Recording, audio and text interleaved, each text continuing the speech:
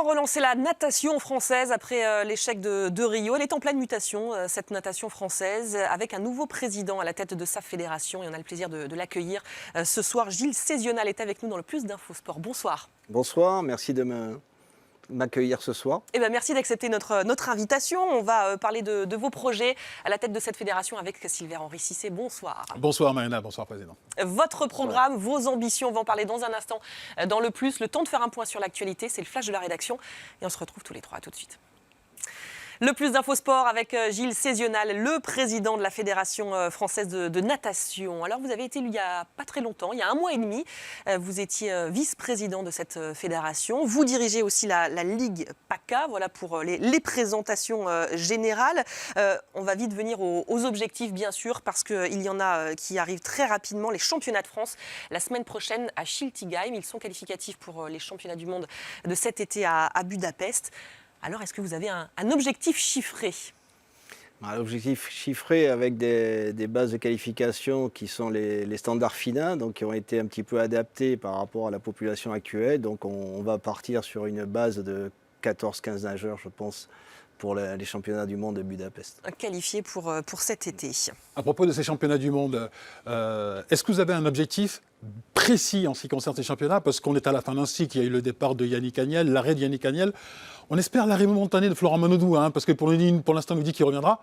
Mais qui sait? Quels sont vos objectifs pour ces championnats du monde? Il faut être un petit peu ambitieux, mais c'est vrai qu'on ne peut pas non plus vendre quelque chose de trop élevé. Disons qu'on part sur une base de nageurs donc, limitée entre une 12 et 15 si on part par rapport au relais.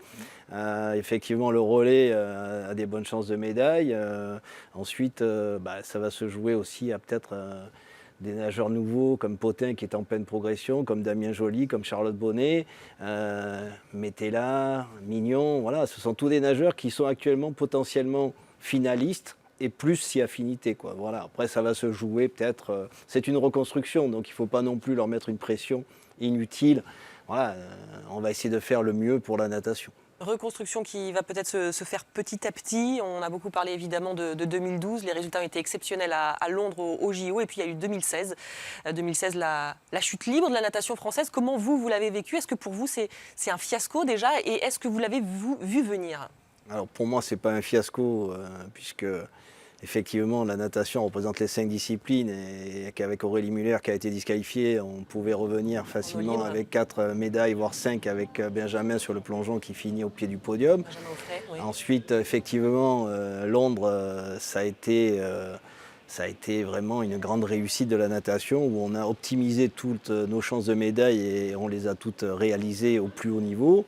La génération, effectivement, on peut dire que c'était une génération dorée, mais c'est surtout qu'il y a eu derrière et en amont un travail exceptionnel qui avait été fait avec un directeur technique national, Claude Fauquet, qui a instauré des critères de sélection, qui a créé la performance. Donc on a eu ces résultats qui sont dus, et je tiens vraiment à le préciser, qui sont dus pas forcément à la fédération, il faut le dire, mais à des entraîneurs aussi exceptionnels comme Fabrice Pellerin, comme Barnier, comme Denis Auguin. On a les meilleurs entraîneurs du monde. Ensuite, effectivement, il y a peut-être eu un petit relâchement. Certains ont voulu relâcher la pression. Je ne vais pas incriminer les différents directeurs techniques nationaux qui sont passés, mais bon. 2012 a été tellement beau que derrière, ça a tellement été beau que peut-être ça a été difficile. Et comme on le disait hors antenne, il y a peut-être une difficulté en France d'appréhender l'après-Jeux olympiques quand ça se passe très bien. Et effectivement, on n'a pas encore su bien analyser comment rebondir après des médailles. Est-ce qu'il faut s'arrêter? Est-ce qu'il faut... La question par rapport à Florent, peut-être il a la solution, c'est-à-dire que là il s'amuse, il prend du plaisir, il fait quelque chose d'autre. Et moi je l'ai déjà dit à vos confrères, je suis persuadé que s'il revient, et je pense qu'il va revenir, il sera de nouveau médaillé. En quelques mots, l'étape importante, c'est déjà Tokyo 2020 ou peut-être déjà Paris 2024 que vous visez, c'est-à-dire se dire, allez, on va peut-être sacrifier Tokyo 2020 pour viser Paris 2024. Non, je pense qu'on ne sacrifie pas Tokyo 2020. Il y a une jeune génération, il reste 3 ans et demi pour les accompagner. Effectivement, sur une période, j'ai été moi-même entraîneur à un certain niveau, on dit qu'une période, c'est 8 ans, 10 ans. pour reconstruire. Mais Donc Paris 2024. Voilà, Paris 2024, ça sera merveilleux. Mais 2020 ne sera pas non plus un mauvais cru. Je pense qu'on aura toutes nos chances et en tout cas, on fera tout pour défendre ses chances.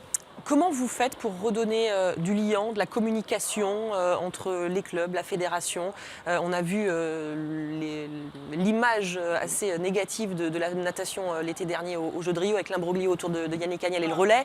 Il y avait un vrai problème de communication. C'est quelque chose sur lequel vous travaillez beaucoup, de remettre du lien?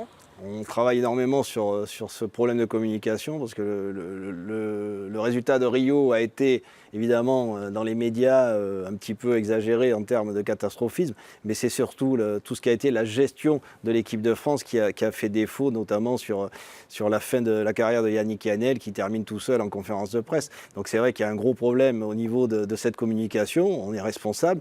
Il faut que les entraîneurs effectivement aussi rediscutent ensemble. Moi j'ai la chance d'avoir un passé où j'ai été très proche de beaucoup d'entraîneurs. J'ai tourné avec eux sur le circuit, je les ai connus jeunes.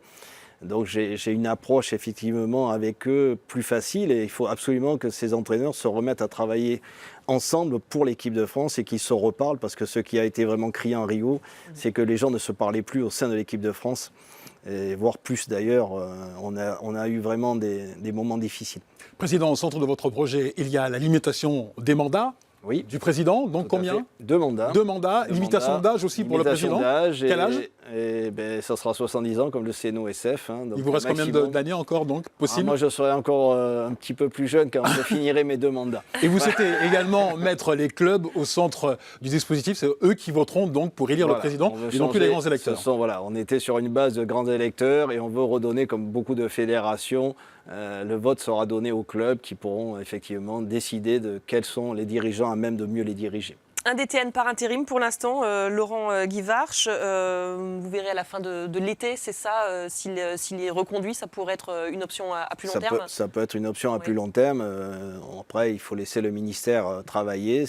Pour le moment, c'est eux qui ont les clés du camion, comme on dit. Donc, ils vont nous proposer une shortlist. À partir de là, après, il y aura une discussion avec la ministre et la directrice des sports pour effectivement, en accord avec le président de la fédération, choisir quel est le meilleur candidat. Donc Laura Flessel, un petit mot très rapide sur Laura Flessel et sa nomination. On est très heureux qu'une sportive atteigne effectivement ce poste et surtout que c'est un ministère de plein pied.